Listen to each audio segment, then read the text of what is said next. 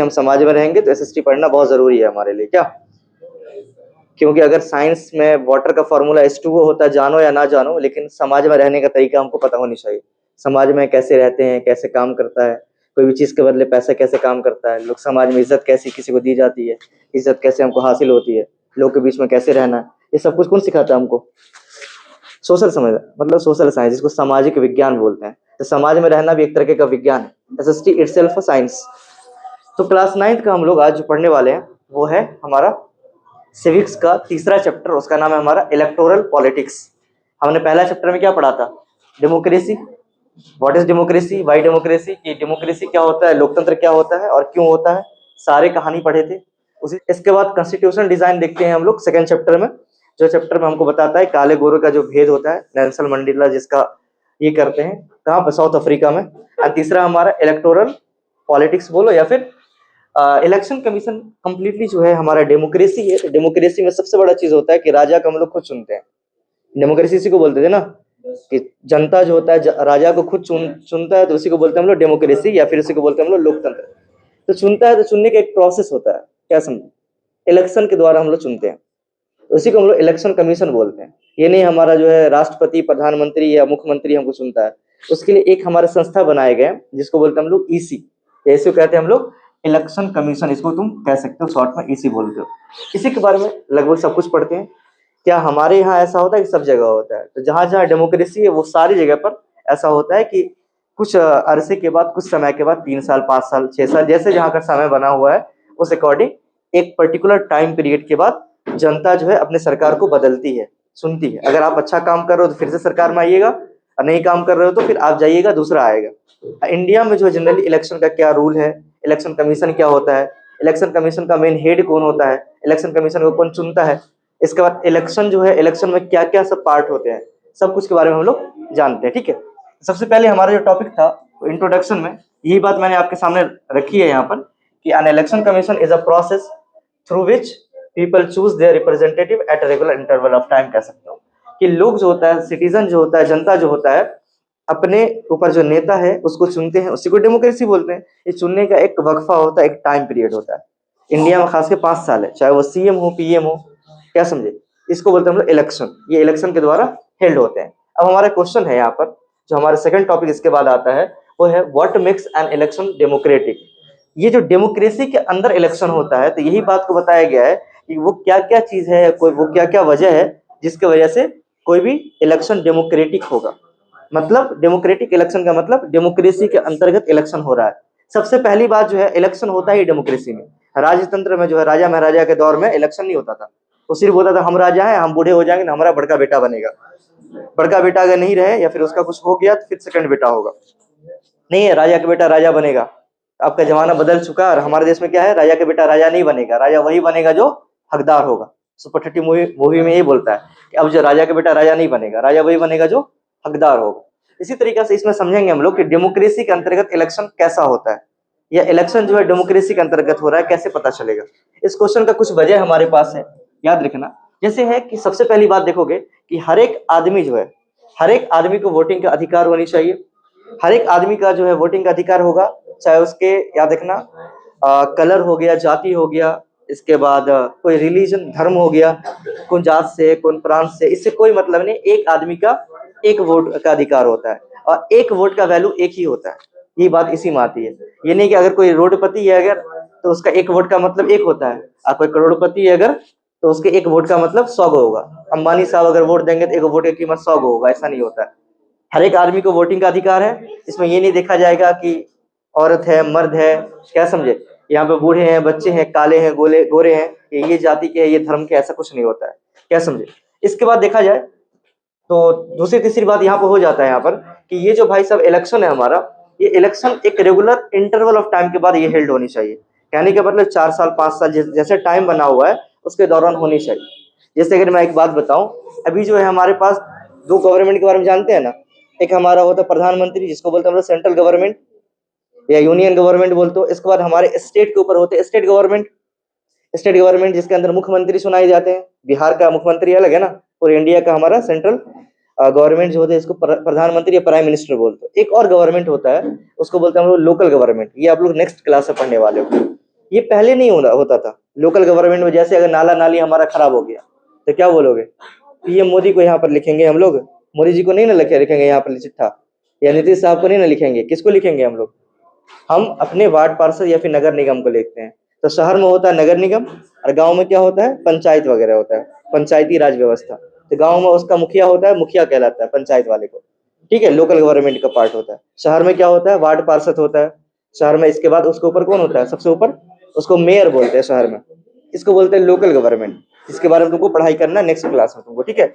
ये पहले नहीं होता था, पहले सिर्फ कभी कभार हो गया तो हो गया, तो ये तरह गवर्नमेंट होता था। बाद में चल के छोटे मोटे लेवल का काम करने वाला हमारे सरकार खुद नहीं आएंगे, उसके जगह पर लोगों को बैठाए हुए है ना। दरभंगा में यहाँ पर कई वार्ड है, तो वार्ड के पार्षद है, अपने अपने इलाका को देखते हैं, सब जो है रिपोर्ट करते हैं कहाँ पर, नगर निगम में जाकर रिपोर्ट करते हैं हमारा। तो यही सब बात है हमारा कि डेमोक्रेटिक इलेक्शन में पहली बार बताया कि हर एक आदमी का एक वोट होगा, एक वोट की कीमत एक होगी। इसमें कौन कास्ट का है, कौन जाति का है, कौन धर्म का है, कौन कलर का है, जेंडर में मेल है या फीमेल है, उससे कोई मतलब नहीं है, सबको वोटिंग का अधिकार है। क्या समझे? वोट जो है हर एक टाइम पीरियड के बाद रिपीट होनी चाहिए, वोटिंग होनी चाहिए, इसको इलेक्शन बोलते हैं। इसके बाद अगर बात करें तो ये बात हमारे लिए यहाँ पर आती है कि candidates preferred by the people should get elected. इसका मतलब ये है कि आदमी जिसको चाहे ना उन्हीं को इलेक्शन में खड़ा करे या उन्हीं को जितवाए, और यही होनी ही चाहिए, यही होता है। तब ना वहां पर यहाँ पर ये होता है कि आप चाहे तो एक आदमी सिर्फ नहीं उठता है, 4 गो 5 गो आदमी एक एरिया से उठते हैं ना, टिकट लेके खड़े होते हैं, ताकि हमारे मन इसको ना इसको, इसको ना इसको देते हैं हम, XYZ जो है जो आपके लिए सुटेबल उन्हीं को आप वोट करो, ठीक है। इसके बाद इससे ये पता चलता है, अगर ऐसा होगा कि आदमी को पूरा चॉइस मिल जाएगा कि भाई हम किसको अपना क्या बोलते हैं सरकार में लाना चाहें, तो उससे ये फायदा होता है कि आदमी को मनचाहा आदमी मिल जाता है जिसके ऊपर भरोसा किया जा सकता है। हालांकि भरोसा करने के बाद सब एक ही तरह हो जाता है। क्या एक बार तुम चुन लोगे ये भाई साहब हमारे लिए काम करेंगे, लेकिन वही बात में चल करके नहीं आपको सुनते हैं, मतलब आप उसको चुनते हो बाद में वही आपको भूल जाता है। तो इसमें ये सब चीजें दिखाई गई है कि भाई साहब इलेक्शन कमीशन के लिए इलेक्शन में जो खड़े होते हैं उसमें हम लोग की चॉइस होती है, हम लोग जिसको चाहे उसी को वोट करें, ऐसा नहीं होता है। क्या समझे? इसके बाद अगर आगे की बात करें तो ये इंडिया में जो इलेक्शन का क्या सीन रहता है उसके बारे में हम लोग बात करते हैं। तो इंडिया में इलेक्शन का सीन का ये हाल है कि इंडिया में जो इलेक्शन होता है, इलेक्शन करवाते कोई प्रधानमंत्री या मुख्यमंत्री या राष्ट्रपति नहीं करवाते हैं। कौन करवाते हैं? इलेक्शन कमीशन करवाते हैं। कौन करवाते हैं? Election commission. इलेक्शन कमीशन जैसे हमारे लिए होता है ना कि हमारे लिए जुडिशरी, जैसे जुडिशरी जानते हो किसको बोलते हैं? अरे न्यायपालिका, कुछ हो जाता है प्रॉब्लम तो कोर्ट कचहरी का लोग जाता है ना कोर्ट वगैरह में, तो वो किसी से नहीं डरते हैं, वो इंडिपेंडेंट होता है। क्या वो अपने आप पर होता पूर्ण, वो किसी के डरने की जरूरत नहीं है, वो सब अपना फैसला खुद ले सकते हैं। इसी तरीके से इलेक्शन कमीशन होता है, वो अपना फैसला खुद ले सकते हैं। ऐसा नहीं है हमारे पीएम साहब या हमारे सीएम साहब कुछ बोलेंगे तो उस हिसाब से काम करेंगे, वो अपने आप में इंडिपेंडेंट होता है इलेक्शन कमीशन, वही इलेक्शन करवाती है, इलेक्शन कमीशन ही इलेक्शन करवाती है। लेकिन इंडिया में इलेक्शन होने का बहुत सारा एक क्या बोलते हैं उसको प्रोसेस होता है। पहला प्रोसेस में बोलोगे, एक होता है जनरल इलेक्शन, एक होता है हमारा बाई इलेक्शन। जानेंगे ये दोनों फर्क क्या है। तो जनरल इलेक्शन का मतलब है, याद रखना हमारा इंडिया जो है इतना बड़ा है, इंडिया में एक छोटे से कह सकते हो, छोटे से नहीं है, पॉपुलेशन के एतबार से हम लोग भी बड़े राज्य में आते हैं। वो राज्य हमारा कौन है? बिहार। बिहार में आते हैं ना, बिहार में जो है 38 को डिस्ट्रिक्ट, ठीक है, 38 डिस्ट्रिक्ट से। तो क्या होगा यहाँ पर 38 किस कॉन्स्टिट्यूएंसी होगी? नहीं, एक होता है उसको बोलते हैं हम लोग निर्वाचन क्षेत्र, समथिंग हिंदी में बोला जाता है, उसको कॉन्स्टिट्यूएंसी कहा जाता है। कॉन्स्टिट्यूएंसी का मतलब यहाँ पर ये होता है कि एक एरिया और पॉपुलेशन के एतबार से वहां पर एक सीट को फिक्स कर दिया जाता है। क्या जैसे दरभंगा में है, दरभंगा का ग्रामीण अलग था, अभी जो हुआ था ना हमारा सीएम का इलेक्शन जो हुआ था उसके लिए दरभंगा के लिए अलग हुआ था। दरभंगा में ग्रामीण अलग, शहरी अलग, जाले अलग, दरभंगा ही में अलग अलग कॉन्स्टिट्यूएंसी बांटे गए थे, पॉपुलेशन के एतबार से उसको बांटा गया है, उसको कॉन्स्टिट्यूएंसी बोल रहे हैं। और एक कॉन्स्टिट्यूएंसी पर एक आदमी होते हैं, एक आदमी एक उम्मीदवार जीत के जाते हैं। अब ये नहीं एक ही आदमी खड़े होते हैं वहां पर क्या होता है, काफी लोग वहां पर खड़े होंगे, लेकिन वहां पर लोग उसमें से कोई एक चुन के जाते हैं, ठीक है। जैसे अगर बात करें पूरे इंडिया लेवल पर कहा जाए तो पूरे इंडिया लेवल पर उसको बोलते हैं हम लोग लोकसभा बोलते हैं। तो लोकसभा में 543 सीट है, कितने हैं आगे आएगा, 543 कॉन्स्टिट्यूएंसी है, 543 MP वहां पर रहते हैं, चुन के जाते हैं, इसको लोकसभा बोलते हैं। इसी तरीके से स्टेट लेवल पे क्या होता है? राज्यसभा उसको बोलते हैं। क्या समझे? वो भी एक तरह की कॉन्स्टिट्यूएंसी होती है, स्टेट लेवल की होती है। जैसे बिहार में बात करें तो 243 सीट है बिहार में। क्या समझे?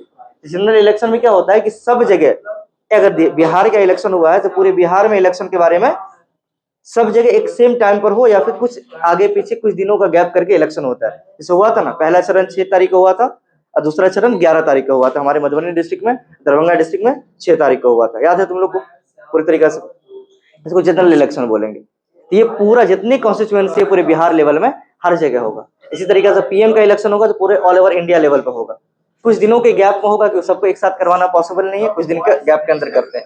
अगर ये समझ में आ गया तो जनरल इलेक्शन के बाद हम लोग समझते हैं वो है हमारा बाई इलेक्शन। बाई इलेक्शन तब कराई जाती है कोई फिक्स जगह पे करवाई जाती है। जैसे कोई अगर आदमी है, कोई सरकार है, कहीं की गवर्नमेंट है या कहीं के एमएलए एमपी है, अगर वहां पर वो उसका क्या हो जाता है, डेथ हो जाता है या कोई जो है उसको रेजिग्नेशन दे दे, रिजाइन दे दे। जैसे इससे पहले हमारे जो है एक्स कह सकते हो हमारा प्रेसिडेंट थे, वाइस प्रेसिडेंट हमारे, उसी की देश उस टाइम पर हम लोग क्या करते हैं, वहां पर बाई इलेक्शन करवाया जाता है। बाई इलेक्शन कब होगा? जब कोई अगर किसी का डेथ हो जाए या कोई अगर रिजाइन दे दे तब जाकर वहां पर होता है बाई इलेक्शन। जनरल इलेक्शन में सब जगह होता है और बाई इलेक्शन में कई एक आध जगह पर ही इलेक्शन होता है, सब जगह यहाँ पर नहीं होता है। इसके बाद हमारा जो है देखा जाए इंडिया में देखा जाए तो हमारा जो है इलेक्टोरल कॉन्स्टिट्यूएंसी होती है। कॉन्स्टिट्यूएंसी के बारे में मैंने ऑलरेडी पहले बता रखा है आपको कि भाई साहब ये कंट्री में ना आदमी की पॉपुलेशन के अकॉर्डिंग जो है, याद रखना, हमारे एरिया को बांट दिया गया है। हर एक एरिया को उसके पॉपुलेशन के एतबार से बांट दिया गया है। वही बांटा हुआ जगह को क्या बोलते हैं अमर बाबू? इसी को बोलते हैं इलेक्टोरल कॉन्स्टिट्यूएंसी कहते हैं इसी को, ठीक है। वोटिंग इसी के अकॉर्डिंग होता है। याद रखना हमारे लोकसभा जो है, लोकसभा में 543 पीस कॉन्स्टिट्यूएंसी है, याद रखना। इसी तरीके से हमारे स्टेट लेवल पर भी अलग अलग असेंबली बैठते हैं, इसको असेंबली कॉन्स्टिट्यूएंसी कहा जाता है। जैसे बिहार में कहा जाए 243 पीस है, ठीक है। इसके बाद अगर बात किया जाए तो उसी में आता है एक है रिजर्व कॉन्स्टिट्यूएंसी। रिजर्व का मतलब ही है आरक्षित या आरक्षण दिया हुआ ना।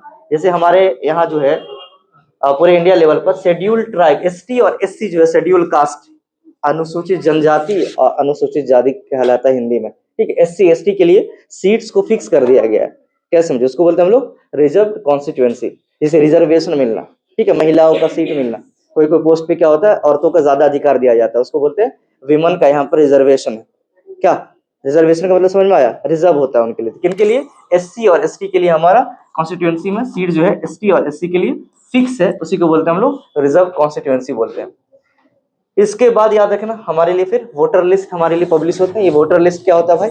तो अगर इलेक्शन हमारा अगर डिसाइड हो गया कि इलेक्शन इतने टाइम में होने वाला है तो वहां पर इलेक्शन कमीशन के द्वारा लोगों का लिस्ट जारी होता है। 18 या 18 साल से ऊपर के लोग जो वोटिंग के लिए एलिजिबल है, जो वोट कर सकते हैं, उसका वोटर लिस्ट में पहले नाम आता है। तो वोटर लिस्ट में नाम आएगा, वही पर्चा लेकर के वो इलेक्शन में जाकर के वो अपना सरकार को चुनते हैं। तो उसको बोलते हैं हम लोग वोटर लिस्ट। ये वोटर लिस्ट कौन जारी करता है हमारा भाई? तो इलेक्शन कमीशन जारी करता है, ठीक है, याद देखना।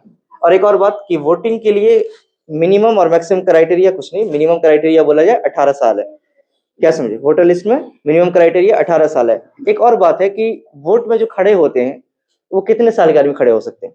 जो आदमी वोट कर सकते हैं वो वोट में खड़े भी हो सकते हैं, लेकिन वोट करने का तरीका यहाँ पर, वोट करने का जो क्राइटेरिया है वो है 18 साल। कितना है? 18 साल। लेकिन आपको जो है कोई अगर सीट्स के लिए खड़े होइएगा तो कम से कम मिनिमम क्राइटेरिया कितना होता है? 25 साल बनाया गया हम लोग का, ठीक है। इसके बाद वही बात को यहाँ बताया गया कि भाई इंडिया में सिटीजन जो 18 या 18 से ऊपर के जो होते हैं उनको वहां पर जाति, धर्म, कलर या फिर जेंडर बोलोगे, मेल या फीमेल है, उसके अकॉर्डिंग नहीं, सबसे इररेस्पेक्ट होता है। इससे कोई मतलब नहीं है कि आप कौन कलर के हैं, कौन जात के हैं, कौन से धर्म के हैं। आपका एक वोट देने का अधिकार, आप एक वोट दे सकते हैं अगर 18 साल से ऊपर के हैं आप। तो 18 साल के हैं तब पर भी आप वोट कर सकते हैं। फिर इसके बाद हो जाता है भाई वोटर लिस्ट के बाद नॉमिनेशन होगा कैंडिडेट का। नॉमिनेशन में याद रखना कोई भी आदमी जो वोट कर सकता है वो वोट में खड़े हो सकता है। मैं अभी जस्ट बताया इसी टॉपिक को, लेकिन फिर भी हमारे लिए यहाँ पर मिनिमम एज क्राइटेरिया जो बनाया गया है वो 25 साल तक का। 25 साल तक का जो है कोई भी पब्लिक जनता चाहे तो वो अपने नॉमिनेशन में अपना नॉमिनेशन भर सकते हैं, ठीक है। इसके बाद अगर बात करें हमारा होता है इलेक्शन कैंपेन। कैंपेन का मतलब ही होता है प्रचार प्रसार करना। तो अगर वोट का अगर पता चल जाएगा वोटिंग इतने तारीख तक है, इतने तारीख से इतने तारीख तक है, तो उसी बीच में 2 हफ्ते का समय दिया जाता है। 2 हफ्ता तक देखते नहीं हो भैया भैया फलाना भैया जो होता है, क्या घबराना, फलाना भैया मत घबराना, तुम्हारे साथ सारा जमाना, ये सब जो चलता रहता है ऑटो रिक्शा पे, यही को क्या बोलते हैं हम लोग? इलेक्शन कैंपेन बोलते हैं, ठीक है, याद रखना। इसके बाद लास्ट में जो होता है polling and counting of a vote. Polling और काउंटिंग क्या बोलोगे? जनरली पोलिंग वाली बात जो है जिसको इलेक्शन का डेट होता है, जिसको आदमी जाकर के पोल करता है या फिर वोट करता है, उसी को पोलिंग डेट बोलते हैं जनरली, ठीक है। पोलिंग डेट का मतलब हो गया जिसको इलेक्शन होगा, जिसमें हम लोग जाके फाइनली किसी को वोट करेंगे, उसी को क्या बोलेंगे, वोटिंग डे बोलोगे या फिर पोलिंग डे उसको बोलते हैं हम लोग, ठीक है। ये टॉपिक्स था जिसमें पता चला कि इंडिया में हमारा इलेक्शन का क्या क्या क्राइटेरिया, याद रहेगा तुम लोग को? क्या क्या था? वोटर लिस्ट से पहले क्या क्या था? नॉमिनेशन था, इसके बाद क्या था? वोटर लिस्ट था, इलेक्शन कैंपेन था, रिजर्व कॉन्स्टिट्यूएंसी में बटा हुआ है लोग, इस सारी चीज के बारे में हम लोगों ने एक एक करके देखा। इसके बाद आगे देखा जाए तो वो है हमारा what make elections of India democratic. अब यही बात को थोड़ा सा घुमा करके है कि इंडिया में ऐसा क्या है भाई साहब जिससे इलेक्शन जो है डेमोक्रेटिक वे में होता है। पहले नंबर तो मैं बता चुका इसका आंसर कि डेमोक्रेटिक इलेक्शन होने का क्या कारण हो सकता है।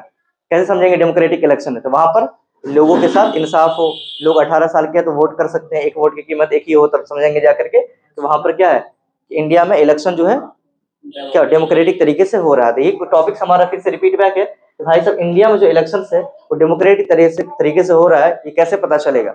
सबसे पहले का बात क्या हुआ यहाँ पर देखा जाए, इंडिपेंडेंट इलेक्शन कमीशन। सबसे पहली बात यहाँ से समझ भी सकते हो तुम कि इलेक्शन कमीशन होता क्या भाई, ये कंप्लीट इंडिपेंडेंट बॉडी होती है, मतलब किसी को निर्भर नहीं होता है वो, ठीक है, आत्मनिर्भर होता है वो। जैसे हमारा जुडिशरी होता है ना, जुडिशरी जिसको बोलते हैं न्यायपालिका, जुडिशरी में जितने भी वकील जज वगैरह सब जो होते हैं हमारे कोर्ट वगैरह कचहरी वगैरह, किसी के अंदर में नहीं होता है वो खुद अपने आप में क्या करता है, अपने फ्रीडम को एंजॉय करते हैं, ठीक है, उनका अपना एक पावर होता है। इसी तरीके से सेम टू सेम इनको भी अपना पावर होता है, किसको? इलेक्शन कमीशन को। अब ये इलेक्शन कमीशन एक तरह का संस्था हुआ, अब इसको चुनते कौन है, इलेक्शन कमीशन को बनाता कौन है? याद रखना मैंने ये भी अभी जो बात करी है तुम्हारे साथ कि ये बहुत पावरफुल होता है इलेक्शन कमीशन, और सेम तरह का इंडिपेंडेंस एंजॉय करता है जैसा हमारा जुडिशरी एंजॉय करता है, वैसा इलेक्शन कमीशन भी सेम तरह का इंडिपेंडेंस एंजॉय करता है। इलेक्शन कमीशन जो होता है ना, याद रखना उसके चीफ को बोलते हैं हम ईसी कहा जाता है इसको, सीईसी, चीफ इलेक्शन कमिश्नर। जो अभी कौन है हमारे? ज्ञानेश कुमार। हमारे इंडिया के भी कौन है? सीईसी कहोगे ज्ञानेश कुमार, वही इलेक्शन कमीशन के मेन सुप्रीम कहोगे, चेयरपर्सन कहोगे, चेयरमैन कहोगे, वो ठीक है। अब इसको अपॉइंट कौन करते हैं? इलेक्शन कमीशन के जो इलेक्शन कमिश्नर होते हैं ईसी के, उसको अपॉइंट कौन करते हैं? तो हमारे प्रेसिडेंट करते हैं। कौन करते हैं?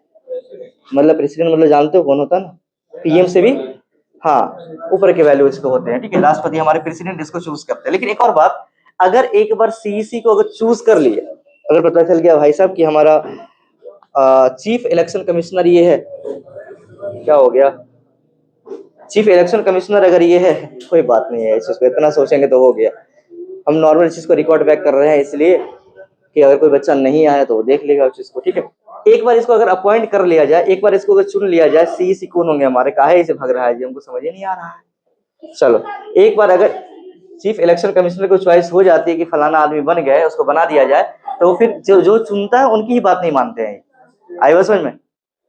प्रेसिडेंट हमारे चुनते हैं किसको? इलेक्शन कमिश्नर को चुनते हैं कौन? प्रेसिडेंट। अब एक बार अगर चुना गया, वो चुनाव हो गया उनका, तो वो भी उनके नहीं सुनेंगे जो उनको चुना के आया वहां पर। इतना पावरफुल बॉडी होता है, याद रखिए, ठीक है। इस बार हमारा टॉपिक है acceptance of the elections outcomes. ये इसका मतलब ये है कि इसमें सीधा सीधा बात करोगे, ये टॉपिक्स के अंदर ये बात पता चलेगा तुमको कि भाई साहब जैसा तुम्हारा रिजल्ट आएगा उसको एक्सेप्ट करना पड़ेगा, और इस बात को भी एक्सेप्ट करना पड़ेगा अगर आप कितनों ज्यादा जीतने वाले पार्टी में से हैं फिर भी आप हार सकते हैं। इसी को free and fair electoral competition भी कहते हैं इसको। ये नहीं कि अगर 4 साल से कोई जीत रहे तो वही जीतेंगे हर बार, उनको भी डर होता है कि भाई हम जो है हार जाएंगे। ऐसा नहीं ना जो 2 बार का सीएम बन गया या 2 बार का जो पीएम बन गया तो फिर से जो है अपना कैंपेन नहीं करेंगे, उनको और डर होता है कहीं कुछ होगा तो नया आदमी ना चॉइस करके आ जाए। इस बार भी हुआ था ना इस चीज के लिए आदमी बदलने का। ये एक्सेप्टेंस करना होता है इलेक्शन आउटकम्स को। इलेक्शन आउटकम्स का मतलब है इलेक्शन का जो रिजल्ट है उनको एक्सेप्ट करना पड़ता है लोगों को, ठीक है। इसके बाद अगर बात करी जाए हमारी तो वो लास्ट में आ जाएगा यहाँ पर कि भाई साहब challenges to free and fair election कह सकते हो इन इंडिया। इंडिया में फ्री और फेयर इलेक्शंस होने का बहुत बड़ा चैलेंज होता है। ये हमारा ऑलमोस्ट लास्ट टॉपिक होगा हमारा कि भाई साहब यहाँ बहुत मसला है। एक क्या नाम है, जैसे परिवारवाद इसको नेपोटिज्म टाइप का होता है कि जैसे नहीं राजा महाराजा वाला सीन होता था, अभी जैसे बॉलीवुड में जो होता है कि हीरो का बेटा हीरो ही बनेगा, ठीक है, चाहे वो लूर का रहे या ना रहे।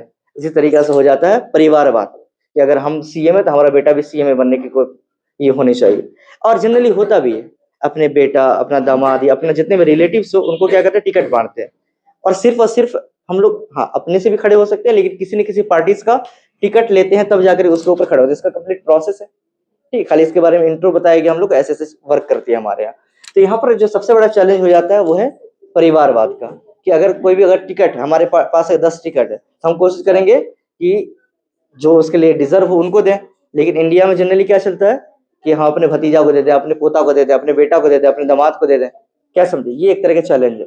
एक चैलेंज ऐसा होता है कि भाई साहब पैसे वाले आदमी क्या करेंगे, पैसे देकर के वोट खरीद लेते हैं। लोग जो है इत्तेफाक ये है, कोई पैसे दे रहे हैं तो ले भी लेते हैं ना हम लोग। 500 पे वोट को हम लोग दे देते हैं 5 साल के लिए। क्या इसको और चैलेंज क्या होता है भाई, जिसके पास क्रिमिनल केसेस भी है, क्रिमिनल अगर रिकॉर्ड भी है किसी के पास, ठीक है, वो भी आकर के किसी तरीके से टिकट जो किसी डरा के धमका के या फिर किसी तरीके से अपना पावर लगा के वो टिकट में ले लेते हैं, टिकट को हासिल कर लेते हैं। ये सब क्या है, चैलेंज है। तो किसी पॉलिटिकल पार्टीज किसको टिकट दे ना दे, इसके लिए बहुत बड़ा चैलेंज बना रहता है कि भाई हमको किसको टिकट देना नहीं देना। ये सब बेसिक मेजर जो है चैलेंजेस वगैरह। ये चैप्टर से हमको ये समझ में आया कि इलेक्शंस वगैरह जो होते हैं डेमोक्रेटिक का पार्ट है, इंडिया में भी और हर जगह भी। इलेक्शन अगर हो रहा है तो वहां पर जनता के भलाई के लिए हो रहा है, जनता के लिए हो रहा है। इसी के लिए एक बहुत बड़ा कदम उठाया गया इलेक्शन कमीशन बना करके।